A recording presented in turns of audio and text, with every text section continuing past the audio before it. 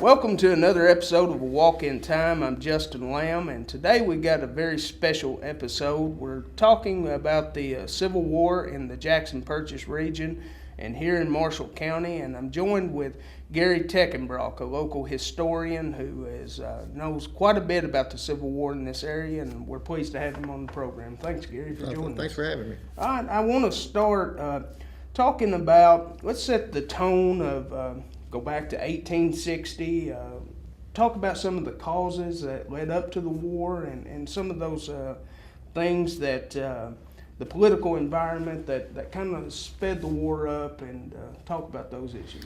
Well, every part of the country was different, like it is now. There's in this part of the country, in Marshall County and Western Kentucky, I think to understand what the climate was during the 1860s, the start of the Civil War, you have to go back about 40-something years to the creation of Jackson Purchase. James Madison, I think, was the president, and at the time, the Jackson Purchase, as we know now, and West Tennessee were not parts of Kentucky and Tennessee. They were owned by the Chickasaw Indians. You had this movement westward, and Madison saw that the United States needed, I forget, it was like 800,000 square miles or something like that. They needed that property for this western expansion. So it was owned by the Chickasaw Indians. He sends Isaac Shelby, the former governor of Kentucky, and Andrew Jackson, the War of 1812 hero, Battle of New Orleans, to negotiate buying these lands. And that's one thing I don't think a lot of people understand. When you hear the word Jackson Purchase, you think about Western Kentucky. Basically, this is what the Jackson Purchase was. It was the far western tip of Kentucky and the western end of Tennessee. A lot of people think that this is what the Jackson Purchase was, but it was actually all the way from the Mississippi state line to the Ohio River to the north, and from the Tennessee to the Mississippi, east to west. So they go to what is now known as Memphis, which was Chickasaw Bluffs, where the Chickasaw Indians pretty much where they lived, and started negotiating buying this property. One of the problems on the Kentucky side of it was the Chickasaw Indians had no respect for Shelby at all. They didn't want anything to do with him. They admired Andrew Jackson. Mm-hmm. Andrew Jackson was able to procure the Tennessee portion of the Jackson Purchase, that the Chickasaws were unwilling to sell the Kentucky portion. So they went back and forth. This started in 1816, and finally in, I think, October of 1818, through Jackson, the Chickasaws ended up selling the western Kentucky part of the Jackson Purchase. But Shelby didn't like that. He thought Jackson was going behind his back, and he actually challenged him to a duel. Really? Yeah. Yeah. And by the time it was all said and done, Jackson handed over the deed to the property to the state of Kentucky, and everything was forgiven. So you've got all this thousands upon thousands of acres of new land for settlers. And most of them, I would say 90% come from North South Carolina. And they move into West Tennessee and West Kentucky. Mm-hmm. And the reason they did that was because of Jackson. Mm-hmm. I mean, basically. Yeah. And you move on to the 1824 presidential election, and you have Andrew Jackson, Henry Clay from Kentucky, John Quincy Adams, and William Crawford running for president. Andrew Jackson wins the popular vote and the electoral vote, but he does not get a majority of the votes. Mm-hmm. So it has to go to the House of Representatives. the state of Kentucky instructed their representatives to vote for Andrew Jackson. They turned around and voted for Adams. Adams ends up winning the election, even though he came in second place in the polling. So that upset a lot of West Kentuckians. West Kentucky, they love Jackson. Jackson carried West Kentucky in the 1824 election. So they were upset about that. You know, it was just another one of those things, well, Frankfort and Washington's doing whatever they want to do, and what we say doesn't matter. Right. So that was the issue on the people's minds. Fast forward to that to 1859, and John Brown raids Harper's Ferry, the federal arsenal at Harper's Ferry. Of course, we all know what happened there. You know, he tries to start a slave revolt. The whole country's in a panic, afraid slaves are going to start killing their owners and taking over everywhere. So the government brings back the militia. When I say militia, that's just the everyday farmers and shopkeepers and shoemakers. Once a month they would meet and they would drill just in case something like this happened again. You know, it was the forerunner to the National Guard. So when these groups would get together, like your community, if you lived in Olive, you would have a leader, and the captain of your militia would drill you and teach you tactics. I'm being from Harvey, I would have somebody in that position. And those people over the militia, they held quite a bit of sway with the folks here in Marshall County. So if they had a political view, they were going to pass it on to these Marshall Countyans. Folks looked to them, you know, for guidance. When it Right, came to exactly. politics and Yeah, things yeah. like that. They were their They leaders. trusted them, you know. Yeah, they were their leaders, you know, and they looked for them for leadership. So depending on their political views, them being the captains of these militia, a lot of people, their views went the same way. Fort Sumter happens, you know, country's at war, Lincoln starts calling for troops from every state to put down the rebellion. And the state of Kentucky says, well, we're going to set this one out. You know, we're not for the South, we're not for the North, we're going to stay neutral. Well, that was like Poland saying that they were going to stay neutral in World War II. I mean, it was not going to happen. Right. There's no way. So you had all these guys in Western Kentucky that they had families still in South Carolina and North Carolina. They'd seen what the state government did to them and the federal government did to them in 1824. They were mainly farmers, that agricultural area.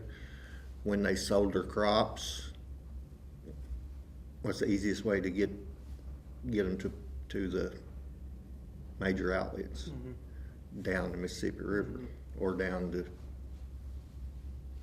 New Orleans. So they had ties. It was a lot cheaper to send their crops and their goods south to New Orleans than it would be up the river to the north. So they had all these ties, being from South Carolina, North Carolina, still having family in South Carolina, North Carolina, having ties to the Gulf region, selling their products and buying and selling, trading with the South.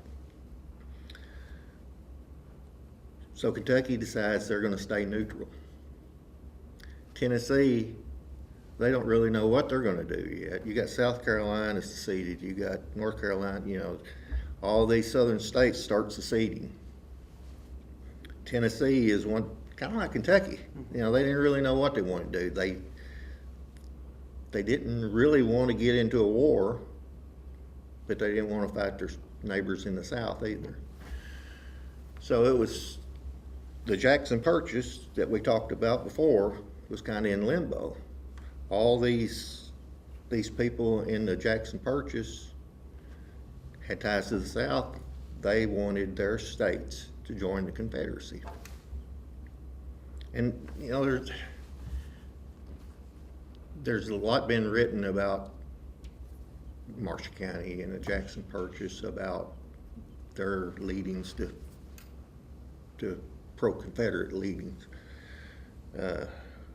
One of the things that they bring up is the fact that slavery multiplied tremendously from like 1830 to 1860 in the Jackson Purchase. I think they said, you know, it went up like 41%. Well, you gotta stop and think. The whole population probably went up 80%. Right.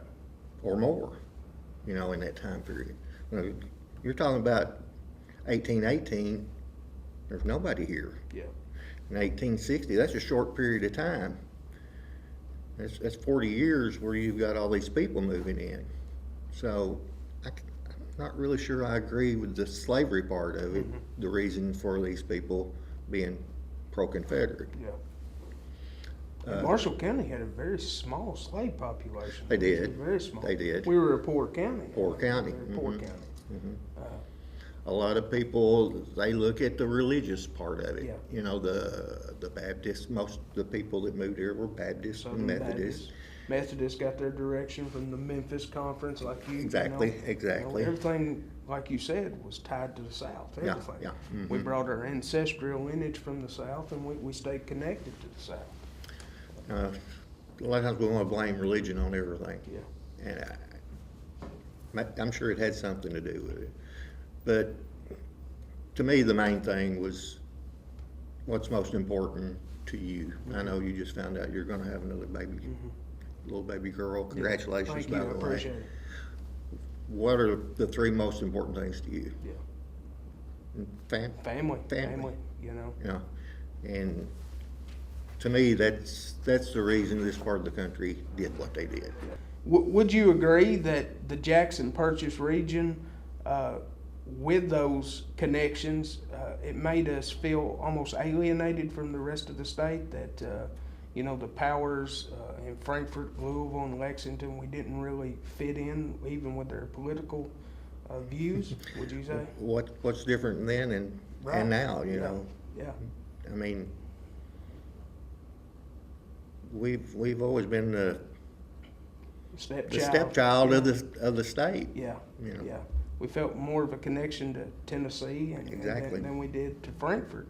And I think and this is just my opinion, that when the halls of power said that they didn't want to secede and didn't want to be a part of the Civil War, I think, you know, you can look at the vote totals that were put up in 1860 down here in the Jackson Purchase region, that there was a whole different mindset down here, that we were, if we had to go to war, we were going to side with the Confederacy. Yeah, I mean, Jackson Purchase was the only section in the state of Kentucky that was predominantly Confederate. Yeah. You get east of the rivers, and you'll find some counties here and there. You know, there might be two counties here and one over there that were pro-Confederate, but for the most part, they were scattered. Yeah. The vast majority, I mean, of the Jackson Purchase went with the South. Yeah. And what is really interesting to me, and you know about it as well, because you've written some things on it, the secession meeting in Mayfield in, was it May of '61? Yeah. Yeah. All these West Kentuckians and West Tennesseans got together because they were tired of waiting on their state to make up their mind what they were going to do, and they actually wanted to secede from their state and start a Confederate state out of West Kentucky, the Jackson Purchase, and West Tennessee, the other part of the Jackson Purchase. And we really don't know, they met for 3 days, we really don't know what was decided on The records are burned. It's kind of speculation what they decided, but a month later, Tennessee seceded from the Union and became a Confederate state. So it made all they talked about Irrelevant. irrelevant. Right, Yeah. right. Mhm. And a lot of those folks ended up crossing the border, going to Paris, and joined the Confederate Army. The regiments and units that were the 46th Tennessee, was that a big one that a lot of folks around here That joined? was, yeah, that was prior to all this. Yeah. Actually, when it first started, before all this happened, before Tennessee seceded, there was a lot of West Kentuckians joined the First Kentucky Infantry, and they went to Nashville to enlist, and they ended up being sent east. And I think they were at Manassas, and some of the early they signed up for a 1-year hitch. Once their year was up, of course, we were a year into the war, and all this was happening back at home, and a lot of them came back home and joined the 3rd Kentucky and the 7th Kentucky, some of the Confederate regiments from the West Kentucky area. Okay. The we talk about the Mayfield Convention with that Tennessee seceding. There was a lot of Confederate sympathy in this area, but you also had small communities that leaned toward the Union. Oh, exactly. You Yeah. had out close to where you live, Wiley Waller. Talk a little bit about Wiley Waller. Wiley Waller was a very influential man here in Marshall County. He was, I think he was from North Carolina, if I'm not mistaken. Moved here not long after the purchase. He was a strong Union man, and he was one of the captains of these militias. Like I said earlier, you know, he kind of held sway over his troops, over his little corner of the county. And when the war broke out and it was seen that Kentucky could not be neutral, he actually raised a company of Kentucky Cavalry, which was the 15th Kentucky Cavalry, Company A, I believe. Okay. And then around the Hardin area, there was the 15th Kentucky Cavalry, Company D. A lot of Hardin, Johnson Creek, Aurora. You know, it's funny to me when you look at a map of Marshall County and you see where the bulk of the federal troops came from. They came from the south end of the county, and the bulk of the Confederate troops came from the north end of the county. North end, yeah. Talk about James Bryan. James Bryan had a famous quote. Of course, he was a veteran of the War of 1812, and a strong man of secession, Southern rights. He was state representative. And in fact, even after the war, he was elected state representative again, but there was a law disbarring former Confederates from taking office, and he was arrested and taken to Paducah and held until he finally got a pardon from the governor and he was able to take office. But there was a famous quote you told me one time that he said when they had Yankee troops stationed at Cairo, I believe it was. Tell us what that quote was again. It's been a long time since I've thought about that one. He said something about he could take a hickory club or just a club and go whip all the Yankees in Cairo, Illinois before they got Cross into the West. river or something. Yeah. He was ready to go. Yeah. He was ready. And You know, and you mentioned Cairo. That was heavy on these West Kentucky people's minds. You had a army right across the river, just waiting. Imagine that happening now. Right. What if there was an army that was against you, whatever the reason may be, you would want to protect your home. That's right. That's right. Like you referred to earlier, your important thing were your family and your property. Mm-hmm. You didn't know what this army was coming over here to do. No. And, we talk about, some say slavery was an issue and then others say states' rights. But like Shelby Foote, the famous historian, said one time that when Southern troops were captured by Northerners and they asked them what they're fighting for, they said, well, we're fighting because you're down here. Yeah. And I think that really puts into perspective the reason that a lot of them picked up arms and were fighting. Exactly. And, There's a quote from a old Confederate veteran years after the war, and they asked him why he fought for the Confederacy. And he looked at him straight in the eye and he said, if my country went to war with another country, I would fight for my country. mm-hmm. He said, if my state went to war with another state, I would fight for my state. Mm-hmm. He said, if my county went to war with another county, I would fight for my county. Right, right.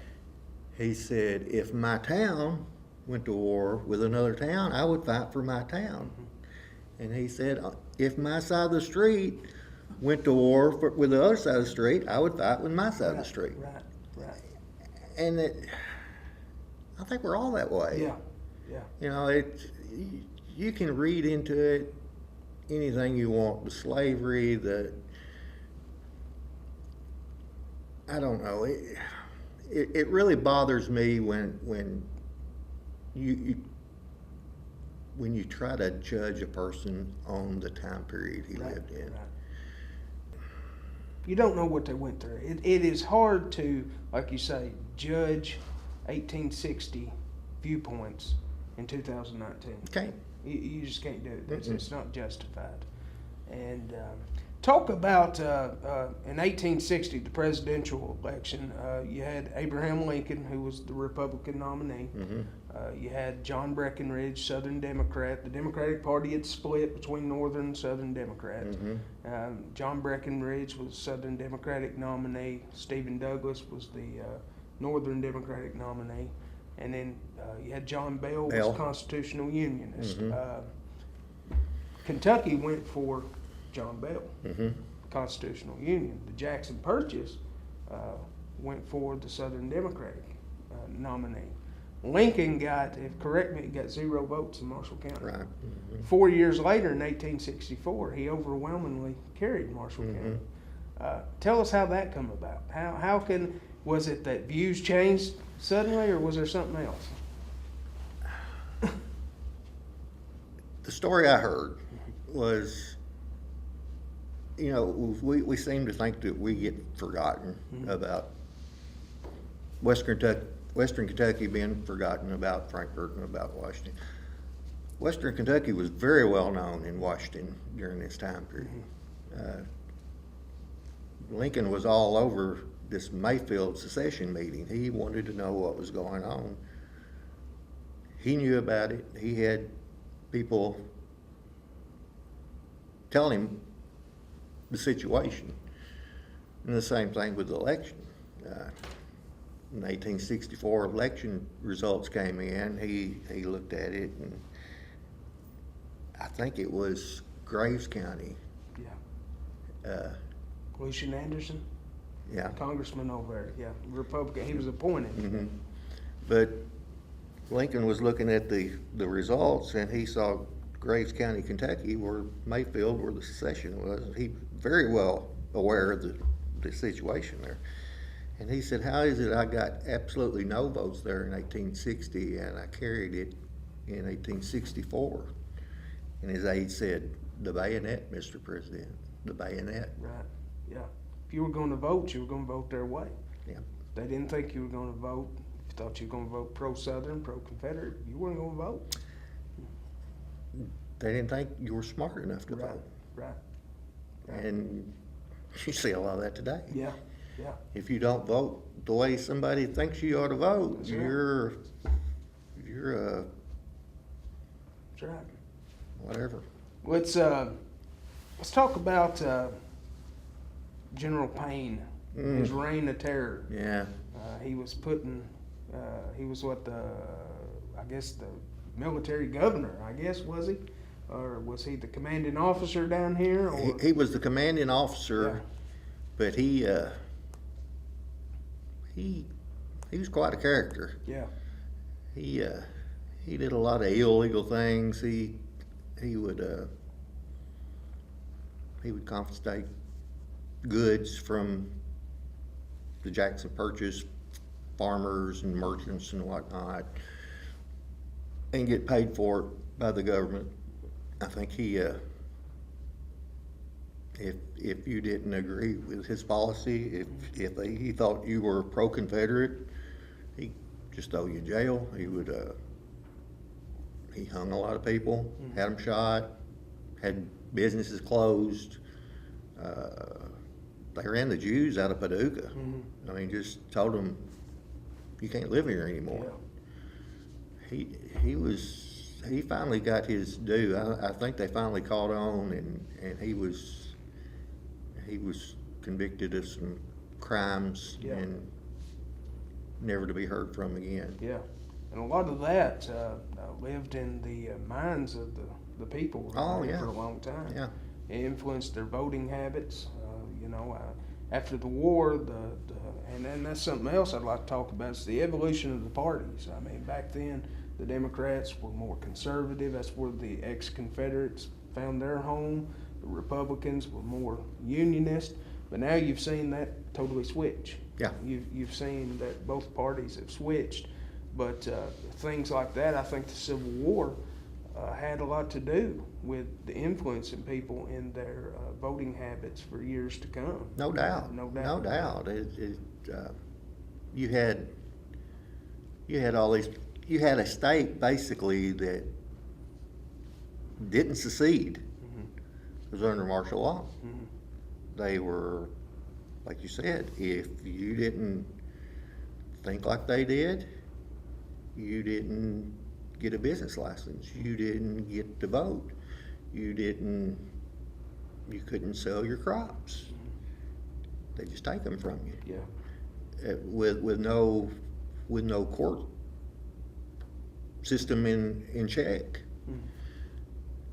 And it really weighed heavy on these people after the war, and they're still being treated this way.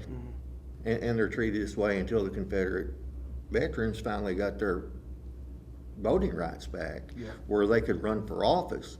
And when they did that and they started running for office, of course they were running as Democrats, and they carried this into the state for generations. Yeah. And like you said, just recently in the last, I don't know, 10 years, 15 years, it kind of started on the national level, but it's trickling down. To the local level now. It just kind of swapped Yeah. positions. Yeah. There was some skirmishes here in Marshall County. We didn't see any major battles, but there was a couple of skirmishes. Talk about those skirmishes that happened here, what you know. Well, in July of 1864, of course, Paducah was held by the Federals. There's a major garrison in Paducah. There was a garrison in Mayfield, in Murray, Smithland. Out of Paducah, they decided to, I think it was I can't remember the name of the regiment. Was it the 58th Illinois? I think so. It was an Illinois Yeah, regiment. Yeah. They loaded up several troops on a steamer and went to Paddock's Ferry, which is basically Calvert City. It's down that area where the plants are.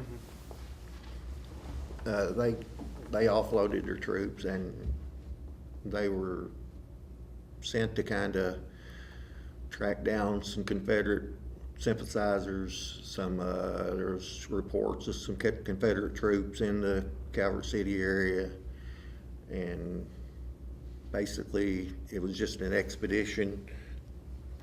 They came up the river, got off at Calvert City. They ran into some Confederate soldiers that were in the area. I think there was 3 or 4 killed and several taken captive. that it was an Illinois regiment. I can't remember the specific number of the regiment, and it was United States heavy colored artillery as well. There was one here in Benton too, wasn't there? There was an action out south of Benton, and that happened in March of '64.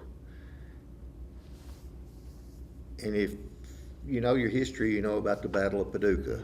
That was when Forrest came to Paducah and raided the garrison in Paducah, and he didn't really want to take the garrison. He just wanted to hold them down while he got horses. He got supplies, burned supplies that he didn't want to take.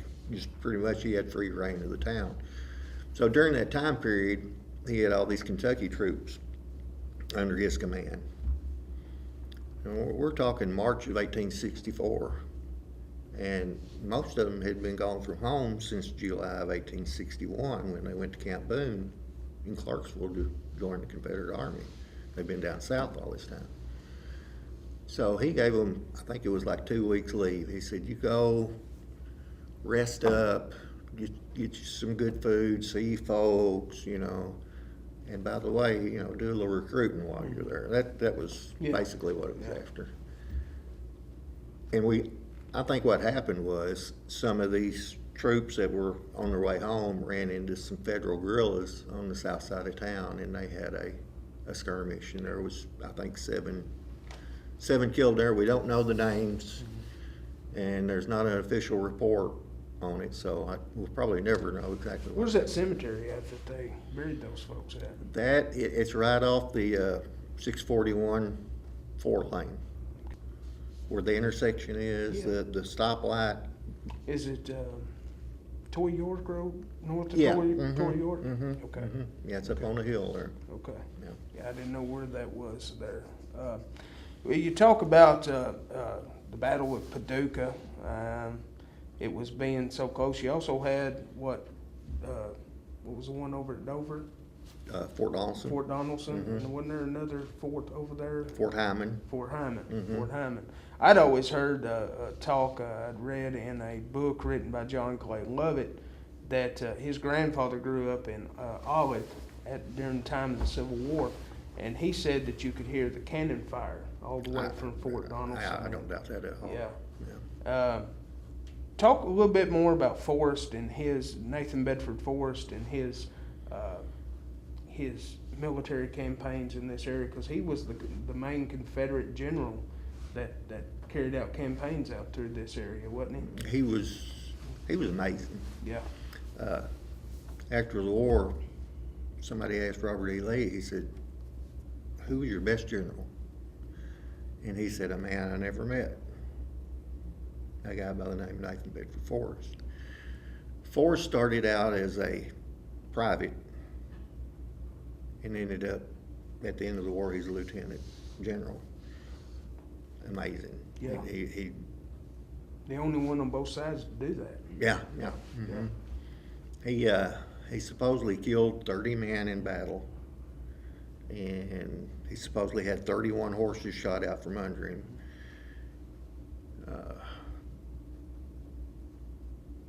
He was not trained in the art of war like some of the more famous generals were. He just kind of played it by the seat of his pants, and he was from the Memphis area. He was a planner. He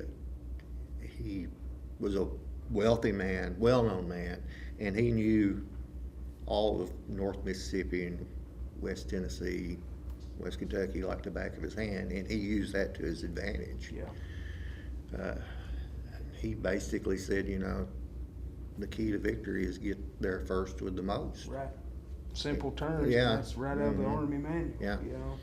He was more complex than that, and he was a truly remarkable man. Yeah.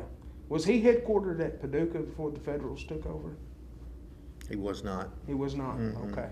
No. But there's a marker in Paducah that said force, I guess that was during his raid, I guess. That was the Okay. 64. That was 64 raid. Raid, yeah. Okay. Mhm. Okay. Yeah. All right. Well, after the war, these Confederates started coming home. What was the home life like for the folks that were left behind while they had gone off to war, and kind of talk about how the ex-Confederates transitioned back into civilian life in Marshall County? It had to have been terrible. Yeah. I mean, everything that they fought for, died for, bled for, was gone. Mm-hmm. Didn't have any money. What Confederate money they had was worthless. Mm-hmm. They had to pay tax. If they owned any property, they had to pay taxes on it. Couldn't do that. Mm-hmm. And there was still that. I think to understand this area during that time period, you got to understand that you can trust anybody. You know, Marshall County supposedly had about 400 Confederate men fight for the Confederacy and about 200 fight for the Union. It's in Marshall County alone, and that's more Confederates came from Marshall County than all of the other counties combined. Mm-hmm. So you had these two factions, and if you're stuck in the middle, you don't know who to trust. Mm-hmm. You could say the wrong thing and you could be in jail, or they could take everything you own, or it was a very frightening time to live here. Yeah. I just can't imagine. Yeah. You know, today, you and I may have different political views. Let's say you're pro-life and I'm pro-choice, just for the sake of argument. But I'm hesitant to tell you that, because you might have some buddies over there. He's one of those guys over there. That's the way it was back then. Yeah. You know, you just kind of kept your mouth shut, kept your eyes straight forward, and tried not to cause any trouble. Right. Because it meant life or death back then. It meant life or death. It Yeah, did. sure did. Yeah. Sure did. You know, now we can talk about things.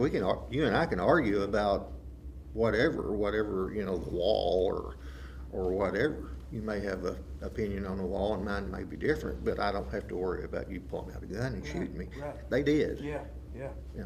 Would you agree that the divisions caused by the Civil War are still felt today? There's a lot of division in this country. You're talking about the racial part of it, Well, I think or the not only racial, but sociological? sociological and cultural. And you see right now we're divided among rural and urban. Mm-hmm. It's like folks that live in urban areas are different than ones that live in rural areas. Would you think a lot of our political divisions stem from the Civil War? I would say, to a certain extent, they do. Yeah. What do you think about the whole debacle with the monuments, Confederate imagery? Take it down. It offends us. We don't want to see it. It's to me, it's very frustrating. Yeah. It's, you know, you hear the argument. Well, you don't see Nazi statues in Germany now. I don't know, you probably don't, but that doesn't change the fact that those soldiers fought for their country. Mm-hmm. We may not agree for the reason they fought. You know, there's Nazis and there's German people. Mm-hmm. Two different things. Yeah. There were slave owners in the South, and there were hundreds of thousands of non-slave owners that fought for the South. You, once again, you're trying to lump a group of people into one category, and that's when you get in trouble. Yeah. You know, you cannot do that. Yeah. That's like saying, well, that guy over there, he's black, so he must be a Black Panther. He must be Black Lives Matter. NAFTA, or, whatever. And he could be the greatest guy in the world. You just don't know him. But you think, well, he's one of them. Yeah. No, he's one of us. Yeah. Just like the guys that fought for the Confederate Army, they were Americans. Yeah. They were fighting for what they believed in. They were fighting for their families and their homes. To say that they were fighting for slavery,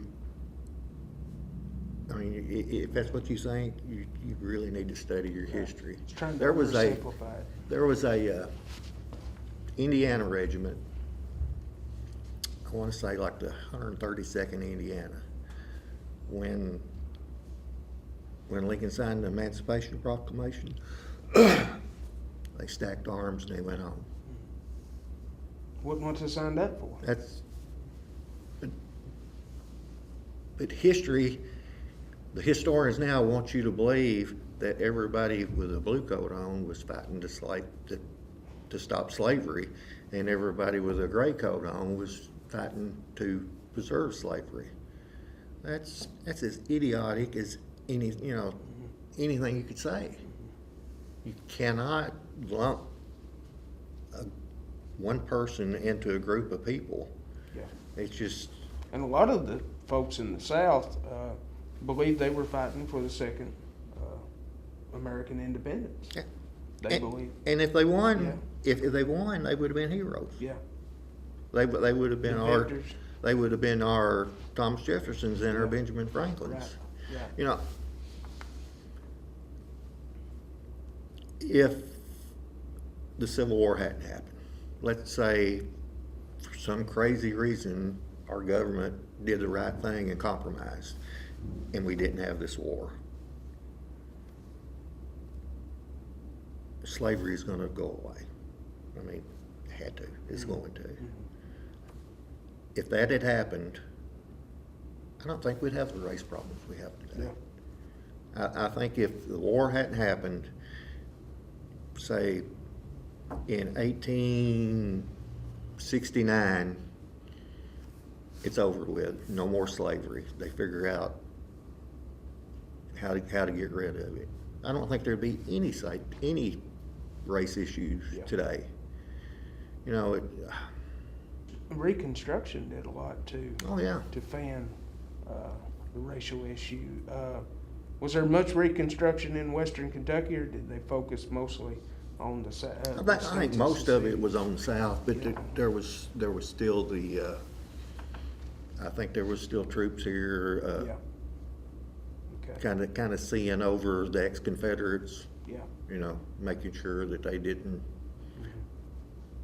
overstep their boundaries. Yeah. And you look at Marshall County and the history of the elected officials, a lot of them pro-Leaning Confederates still kept on to political power here in Marshall County.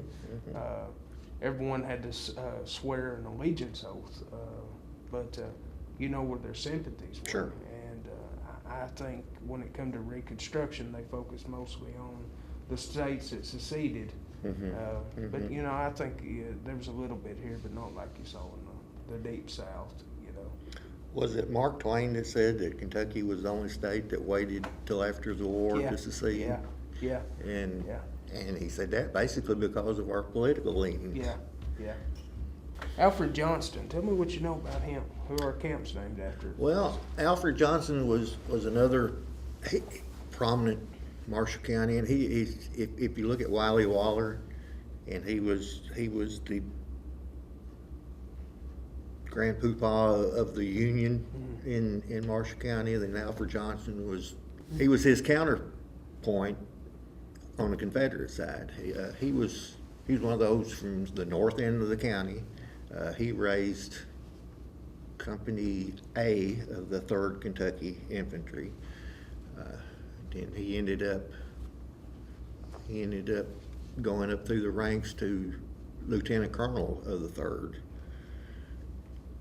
And then his son was killed at Shiloh, and soon after that, he was an older man. He was not as old as I am, but I think he was in his 50s when all this started. Yeah.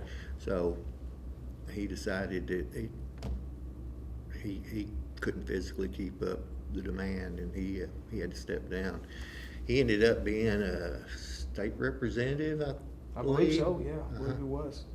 After the war, after they got their. Who was the folks that met up at the Dicus house that would, his daughter-in-law married Walter Dicus, Yeah. and they built the Mhm. Dicus house, and they'd had kind of unofficial Confederate reunions up there. They Yeah, would, you yeah. know, just meet up there and swap stories. Mr. Dicus's daughter, You give me a picture of him, and I can see his picture, but I can't think of he his name. he was a Confederate veteran from Oak Level. Yeah.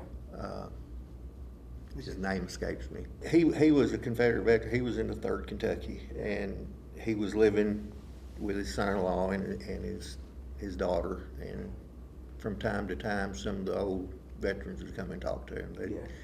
love to been a fly on the wall. Man, here's them stories. Yeah, They've been yeah. neat. They've been neat. Who were some of the other? You've got a vast collection of pictures that you've collected of Civil War veterans in here. Who are some of the more interesting characters that you can recall? There was a gentleman out in Union, out toward Brewers. Adlick, was that? Oh, Yeah. Adlich. Yeah, Mhm. yeah. Tell us about that story. Herman Adlich. He's a German immigrant. He came to the United States just prior to the war, not too long before the war started. Came through New York, ended up, I think, in Paducah with work, joined the 20th Kentucky Infantry, and met some guys from the Brewers area.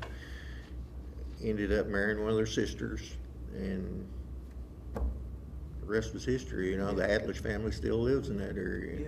Yeah. Wasn't he a drummer or something? Wasn't there a story about a drum that the family still has that drum? The family has a drum. They've got a lot of nice pieces. They've got a drum. We think that he may have been a drummer at first. In the war, Yeah.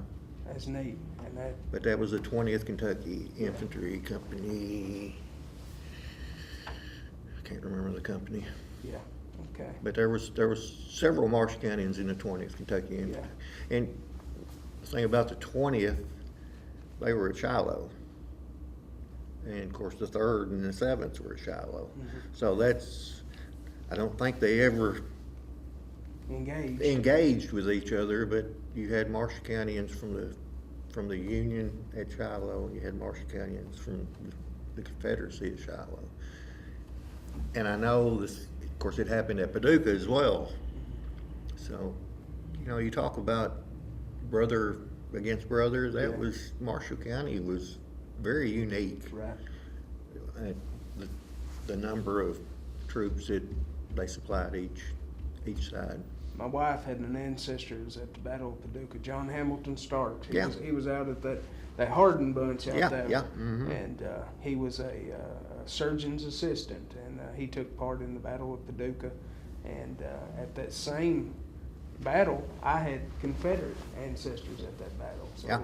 you see that brother versus brother, families with divided allegiances. It's very interesting Yeah. to see. So. My great-grandfather was born in 1847, but he had several older siblings, and he had 2 older brothers, Jesse Rose and James Rose were the 2 oldest boys. They were from the Brewers-Harvey area, so they were in Wiley Waller's militia group. James ended up joining the 15th Kentucky Cavalry, and Jesse ended up joining the 3rd Kentucky Infantry. Yeah. And I think James joined the Union side because of Wiley Waller, and Jesse joined the Confederate side because of his wife's family's leanings. Yeah. So, you know, there's a lot of variables that could work on that. Well, didn't he even have some brother-in-laws that were in the Oh, Confederate yeah. Army? Yeah. Of course, his wife was from Kentucky. Lincoln was from Kentucky Yeah. too, but moved to Illinois. But his wife was a prominent family in Kentucky. Mhm. He had a brother-in-law was killed at Chickamauga. Yeah. Tragic time. It was. It really was. And you look at the times today, back then in 1860s, you had a president that was pretty much hated by a big section of the country. Yeah. Flash forward to today, you've got the same thing, you know. You go back and something like Harper's Ferry might have been that spark that started the fire, you know.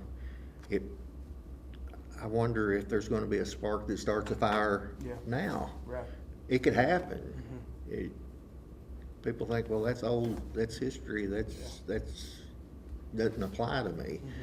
Well, if you don't learn your history, you're doomed to repeat it. That's right. And we need to take all that we know about it and apply it to today's life and try to keep it from happening again. That's right. Well, Tech, I appreciate this. I'm a Civil War buff like you. I could talk about this all day long. I appreciate you taking time out. Not a Appreciate problem. it. You Thank bet. you.